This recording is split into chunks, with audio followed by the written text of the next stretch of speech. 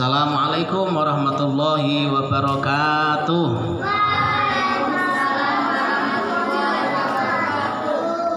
Kayak belum kompak ya jawab salamnya. Ulangi lagi. Assalamualaikum warahmatullahi wabarakatuh.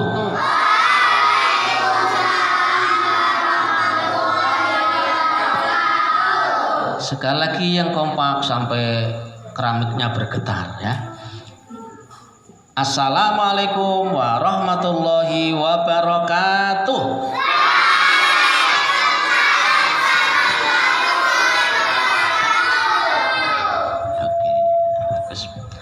Bismillah, alhamdulillah, assalatu wassalamu ala rasulillah, amma ba'dah. Anak-anak, kita lanjutkan kisah perjalanan hidup Nabi Muhammad sallallahu alaihi wasallam. Shallu ala Nabi Muhammad. Shallu ala Nabi Muhammad. Itu diteruskan ya, kalau ada Nabi Muhammad disebut, kalian menjawab Allahumma sholli alaihi. Kata Nabi, kalau ada Nabi Muhammad disebut tidak menjawab itu, kamu termasuk orang-orang yang pelit. Orang yang apa? Pelit. Orang yang bakhil atau orang yang pelit. Oke, kemarin ada yang masih ingat terakhir cerita kita? Apa Kamal apa? Ceritanya sampai apa? Sekarang Raja Abraha marah besar. Kenapa marah? Karena istananya dikotori sama orang. Siapa yang mengotori? Dugaan Raja Abraha adalah orang-orang Mekah. Nah, makanya Raja Abraha marah. Anak-anak, Raja Abraha itu punya pasukan. Pasukannya tidak manusia. Ada yang tahu, tapi pasukannya adalah pasukan gajah. Ada yang pernah lihat gajah? Ya, disyuting, sih pernah kan disyuting ya. Ada yang pernah lihat gajah? Oke. Di mana lihatnya?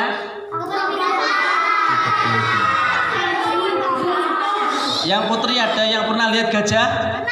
Angkat tangan. Oh, ternyata yang pernah lihat yang anak-anak kecil-kecil ya. Nah, yang besar-besar sudah tidak pernah lihat gajah. Kasihan deh loh.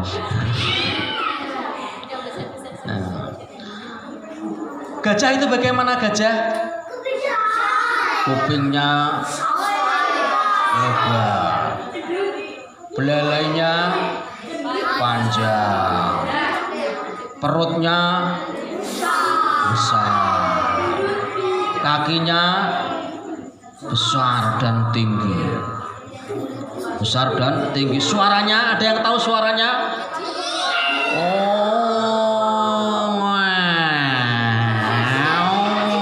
Ambulan. Suaranya menggelegar, itu gajah. Jalannya anak-anak, jalannya gajah itu tidak secepat kuda, tapi mantep.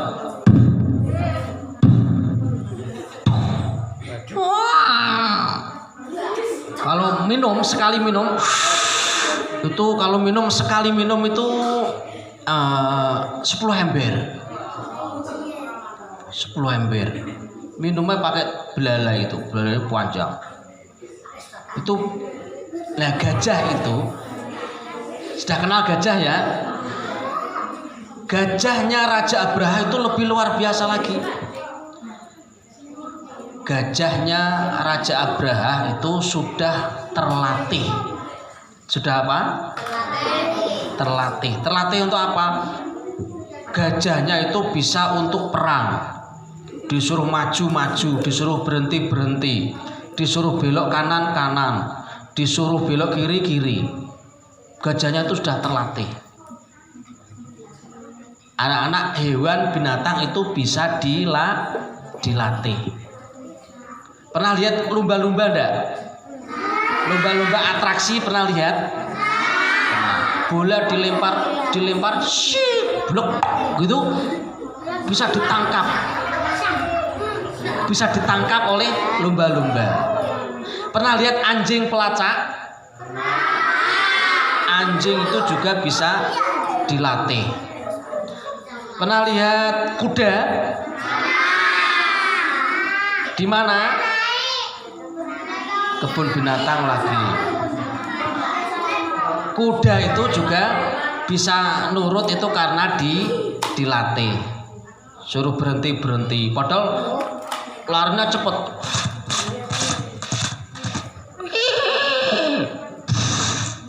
Langsung suruh berhenti. Langsung diceplik lagi.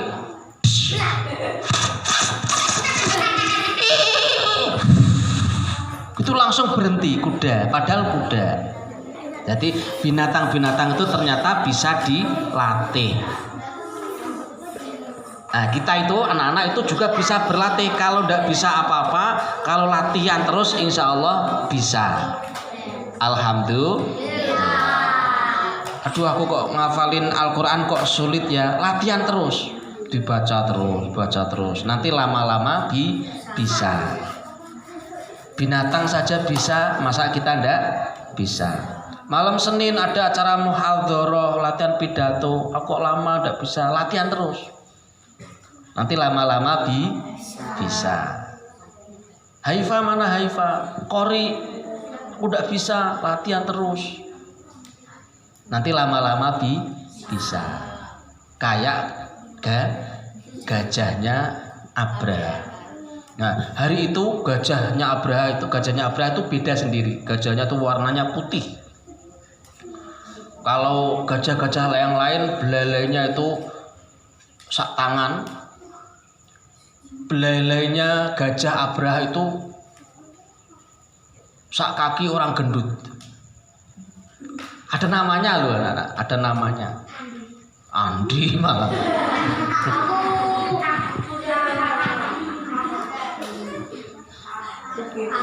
Nama gajah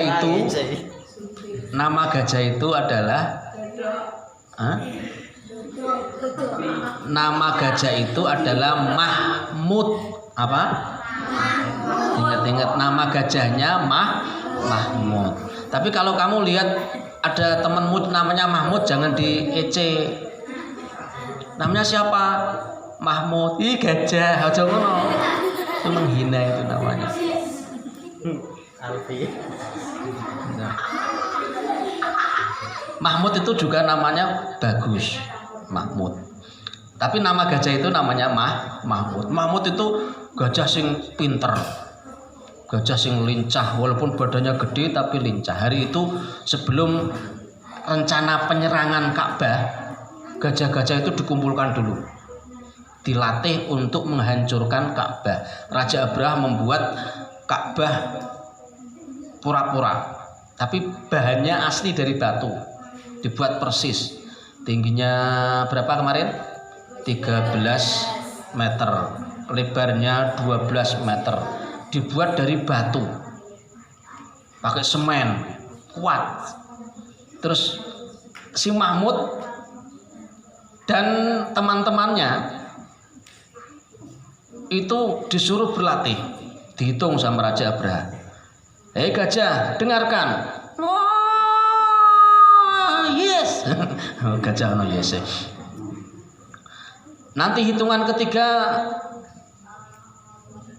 kau hancurkan batu ini, Ka'bah ini. Dihitung. 3, 2, ayo dibantu Abi. 3, 2, 1. Jalan toh, langsung begitu sampai dekat itu badannya gajah itu ditatapkan, dibenturkan sama bangunan itu, langsung kepala gajah sakit. Aduh, kepalaku sakit karena latihannya baru pertama. Tidak ada latihan pertama langsung berhasil, maka dipaksa lagi. Latihan lagi, yuk dihitung. 3, 2, 1. Udah sampai jedek, ayo benturkan. Wah, masih sakit kepalanya. Belalainya masih luka. Sampai berkali-kali itu sehingga lama-lama begitu langsung bangunan itu bisa hancur. 2 kali uang semua remuk.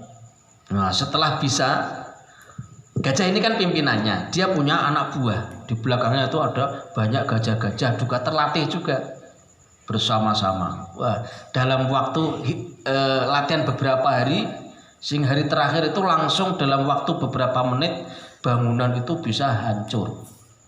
Raja Abraha senang. Wah, wah, wah, wah.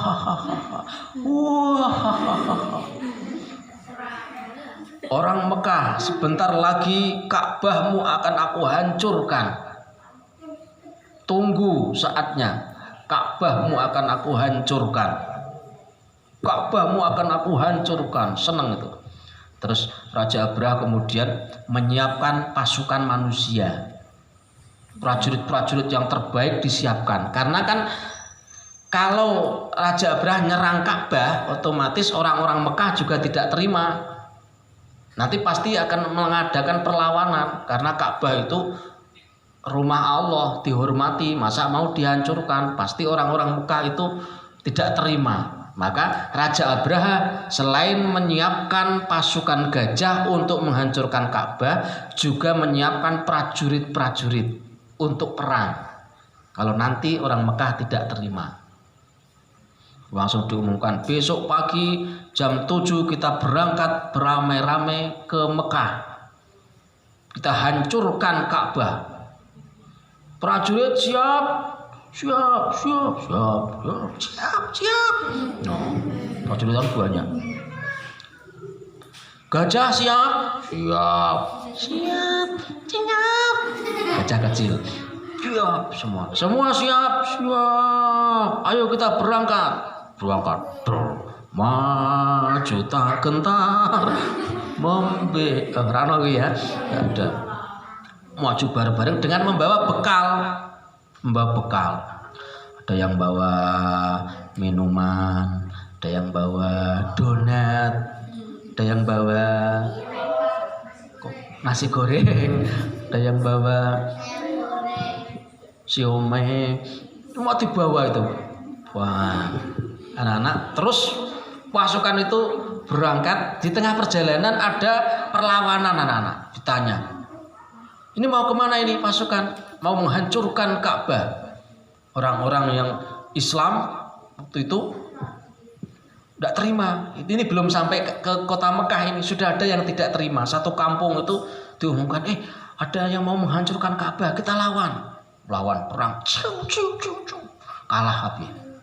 Orang satu kampung itu kalah. Yang menang Abraha. Karena pasukan gajah itu luar biasa. Maju lagi. Nanti ada yang memerangi, kalah lagi. Ringkas cerita, pasukan itu sudah sampai di dekat Ka'bah. Sudah mau masuk kota Makkah. Tapi pasukan sudah capek. Gajah-gajahnya sudah capek.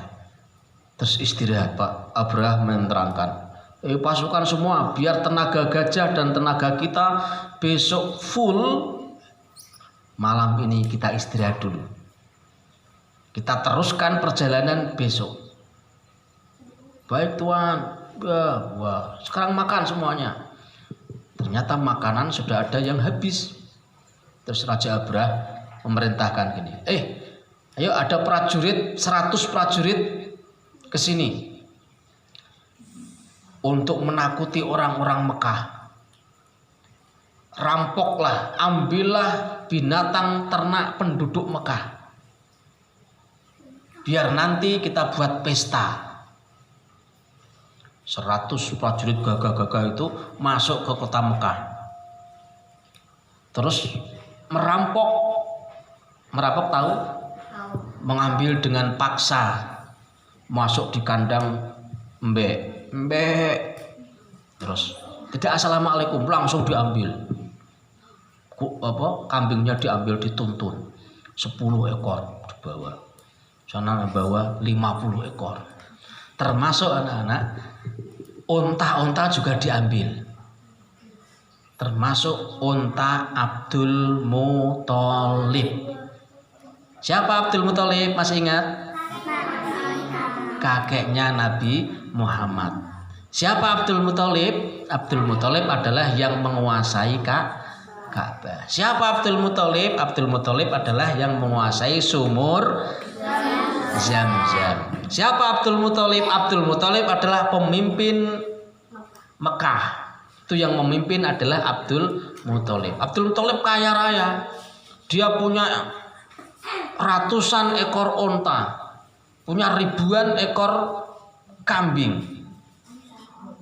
Nah itu perampok itu, prajurit yang mengambil kambing dan unta itu mengambil untanya Abdul Muthalib. Jumlahnya berapa coba? 200 ekor unta diambil semua. Tapi orang Mekah tidak ada yang berani melawan, karena tahu pasukan gajah itu sudah terkenal, dia itu pandai berperang, pasti kalah. Kemudian setelah diambil, Abdul Muthalib didatangi oleh orang-orang Mekah. Ya Tuan, kau adalah pemimpin kami. Ini sebentar lagi Ka'bah mau diserang oleh pasukan gajah. Bagaimana kalau kita perang bersama-sama? Saya rela mati untuk mempertahankan Ka'bah. Apa jawaban Abdul Muthalib? Tidak. Tapi Tuhan, ini kan Ka'bah yang harus kita hormati. Setiap tahun ada orang yang berangkat haji ke sini. Kita perang saja. Abdul Muthalib menjawab, tidak. Iya Tuhan, tidak. Perang Tuhan, tidak perang, tidak. Tidak perang. Orang-orang Mekah itu berpikir gini, loh, Tuan Abdul Muthalib itu aneh. Dia kan yang memimpin, yang menguasai Ka'bah. Kenapa dijak perang tidak mau? Terus Abdul Muthalib memutuskan tidak perang. Kita tidak akan perang. Saya akan menemui Raja Abraha.